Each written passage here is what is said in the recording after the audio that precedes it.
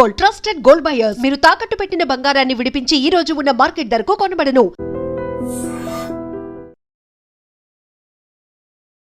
ఒక వారసత్వ రాజకీయం అనేటువంటి ఒక నెగటివ్ కామెంట్ ఉంటుంది. At the same time KCR లెగసీని కేటీఆర్ కంటిన్యూ చేస్తున్నాడా అనేటువంటి ఒక బాధ్యత, అంచనాలు ఉంటాయి. టూ డిఫరెంట్ వరల్డ్స్ అనేవి ఉంటాయి. వీటన్నిటిని ట్యాకిల్ చేసుకుంటూ ముందుకెళ్ళడం అనేది ఒక రకంగా సంతృప్తి ఉందా, ఆనందం ఉందా అంటే ఎందులో కనిపిస్తోంది మీకు ఇదంతా?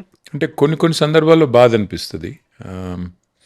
అసలు ఎందుకు వచ్చాము ఇందులో కన్నా బాధ చాలాసార్లు అనిపించింది. ముఖ్యంగా పర్సనల్గా ఫ్యామిలీని టార్గెట్ చేసినప్పుడు, పర్సనల్గా విమర్శలు చేసినప్పుడు, అడ్డగోలుగా మాట్లాడినప్పుడు, అసలు ఇష్టం ఉన్న లింకులు పెట్టి నాకు విచిత్రం అనిపించేది. నేను జీవితంలో సిగరెటే తాగలేదు ఎప్పుడు. అలాంటి నన్ను పట్టుకుని ఒకడెవడు అడ్డమైన విధవలంతా నువ్వు డ్రగ్స్ తీసుకుంటావు అంటారు. డ్రగ్స్ తీసుకోవడం ఏంది వీళ్ళ బొంద? అసలు నేను ఫస్ట్ అనుకున్నాను, అసలు బుద్ధి జ్ఞానం ఉందా వీళ్ళకి? అసలు ఈ పిచ్చి మాటలు ఎవడు పట్టించుకుంటారు అన్నట్టుగా నేను ఎన్నడూ రెస్పాండ్ అయ్యేవాని కాదు. కానీ ఒక అబద్ధాన్ని 100 సార్లు చెప్తే నిజం అని ఎట్లా ఎస్టాబ్లిష్ చేస్తారో థాట్ పోలీసింగ్ చేసి, అట్లా ఒక బదనామేసి ఒక రకమైన, అంటే నాకు అర్థమయ్యేది కాదు ఏంది ఇదేం నాన్ సెన్స్ అని. తర్వాత లేని లింకులు అంటగట్టి ఎవరో హీరోయిన్ల ఫోన్లు ట్యాప్ చేశాడు, ఏదో చేశాడు.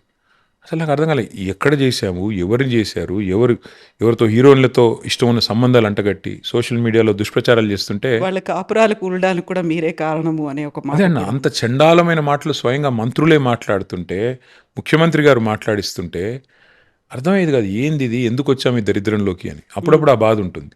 ప్లస్ నా ఫ్యామిలీని టార్గెట్ చేసినప్పుడు ఆ కారణంగా చాలా బాధ అనిపిస్తుంది.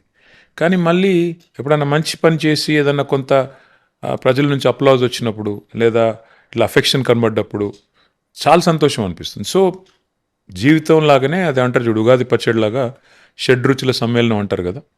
పాలిటిక్స్ కూడా అంతే, కొన్ని చెడు ఉంటాయి, కొన్ని మంచి ఉంటాయి, కొన్ని ఇట్స్ మిక్స్డ్ బ్యాగ్. సో అట్లా చూసుకున్నప్పుడు ఐ థింక్ 50-50, అంత సంతోషం లేదు, అంత బాధ లేదు, ఈక్వల్గా ఉంది. రెండు కూడా ఈక్వల్గానే ఉన్నాయి. సో ఈ అవమానాలు, ఆరోపణలు ఇవన్నీ అన్నప్పుడు పర్సనల్గా కేటీఆర్ మీద వచ్చేటువంటి 3 విమర్శలు, అందులో అమెరికాలో బాత్రూమ్లకు అడిగేవారు, అప్పుడు పక్కనే రేవంత్ రెడ్డి గారు నాకు ఫినాయిల్ అందించేవారు. సో ఏమనాలి మరి, నేను పనికిమాలిన మాటలు కాకపోతే. ఇప్పుడు నేను ఒక్క మాట అడుగుతాను కవితమ్మ. మా నాన్నగారు నన్ను కష్టపడి చదివించారు. నేను 2 పోస్ట్ గ్రాడ్యుయేట్ డిగ్రీలు చదివాను.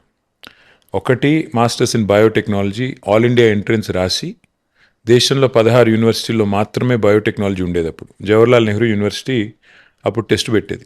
అది పాస్ అయ్యి నేను పూణే యూనివర్సిటీకి వెళ్ళి పూణే విద్యాపీఠలో బయోటెక్నాలజీ చదివాను. తర్వాత రెండవది నేను యూఎస్కి వెళ్ళి జీమాట్ రాసి యూఎస్కి వెళ్ళి ఎంబీఏ చదివాను.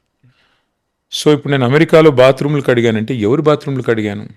నా బాత్రూమ్ నేను కడుక్కున్నాను. నీ బాత్రూమ్ నువ్వు కడుక్కుంటే తప్ప? సొంత ఇంట్లో నీ బాత్రూమ్ నువ్వు కడుక్కుంటే తప్పు అవుతుందా? నెంబర్ 1. నెంబర్ 2, సరే నేను చదువుకున్నాను, కష్టపడ్డాను, ఉద్యోగం సంపాదించుకున్నాను. నా మీద విమర్శలు చేసేవాళ్ళు ఏం చదువుకున్నారు, ఎలా సంపాదించారు? రోడ్ల మీద పెయింట్లు వేసుకుంటూ తిరిగిన వాళ్ళు ఇవాళ జూబ్లీ హిల్స్లో 10ల సంఖ్యలో ప్లాట్లు సంపాదించి ఇష్టం వచ్చినట్టుగా ఇవాళ వేల కోట్ల రూపాయలతో వ్యాపారాలు చేస్తుంటే నేను అడగలేనా ఈ మాటలు? ఎక్కడి నుంచి? ఇప్పుడు మీరు ఎక్కడ చదువుకున్నారు, ఏం చదువుకున్నారు, ఏం వ్యాపారాలు చేశారు, ఎవరిని ఉద్ధరించి సంపాదించారు? నేనేమంటానంటే విమర్శ సమాధానం కాదు. నేను అమెరికాలో నా పని నేను చేసుకున్నాను, ఉద్యోగం సంపాదించుకున్నాను. ఇంకోటి నాకు ఇంకా విచిత్రం అనిపించేది, అమెరికాలో బాత్రూమ్లు కడిగారు. మా నాన్నగారు 1980s నుంచి రాజకీయాల్లో ఉన్నారు. నేను అమెరికా పోకంటే ముందే ఆయన మంత్రి, రాష్ట్రంలో మంత్రి. సో ఒక మంత్రి గారి కుమారుడు, మా నాన్నగారు 85 నుంచి ఎమ్మెల్యే. నేను అమెరికా పోయింది 96లో, 98లో కూడా కాదు, అంటే మా నాన్న ఎమ్మెల్యే అయినాక 13 ఏళ్ళ తర్వాత. ఇవాళ చూస్తుంటే మీరు గమనించండి, ఒక్కొక్క ఎమ్మెల్యే గారు ఎమ్మెల్యే అయిన తర్వాత సంవత్సరానికి ఆయన లైఫ్ స్టైల్ మారిపోతుంది. మొన్నటిదాకా ఇందిరమ్మ ఇంట్లో ఉన్న ఒక ఎమ్మెల్యే గారు మన 3 కోట్ల బెంచ్ కార్లో తిరుగుతున్నాడు అంటే నేను చూశాను సోషల్ మీడియాలో.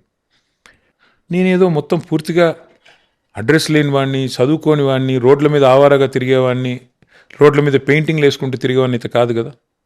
ఒక పెద్ద కుటుంబంలో పుట్టాను. మా నాన్నగారు కేంద్ర మంత్రిగా, రాష్ట్ర మంత్రిగా, డిప్యూటీ స్పీకర్గా, ఎమ్మెల్యేగా దశాబ్దాలు పనిచేశారు. నేను అమెరికాకి వెళ్ళి బాత్రూమ్లు కడుగుతానంటే నా బాత్రూమ్ అయితే కడుక్కున్నాను, అది చెప్తాను. డిగ్నిటీ ఆఫ్ లేబర్ మీద నాకు చాలా గౌరవం ఉంది. ఎవరి బాత్రూమ్ వాళ్ళు కడుక్కోవాలి, ఎవరు చాయ్ కప్పు వాళ్ళు కడుక్కోవాలి, తప్పేం లేదు. కానీ బాత్రూమ్లు కడుక్కుంటూ ఉండేవాడివి. సరే అనుకుందాం ఒక నిమిషం, నిజంగానే బాత్రూమ్లు కడిగానని. తప్ప అది? నీలాగా దోచుకోలేదు కదా, నీలాగా బ్యాగులు మోసి దొరికిపోలేదు కదా, దరిద్ర పనులు అయితే చేయలేదు కదా నేను.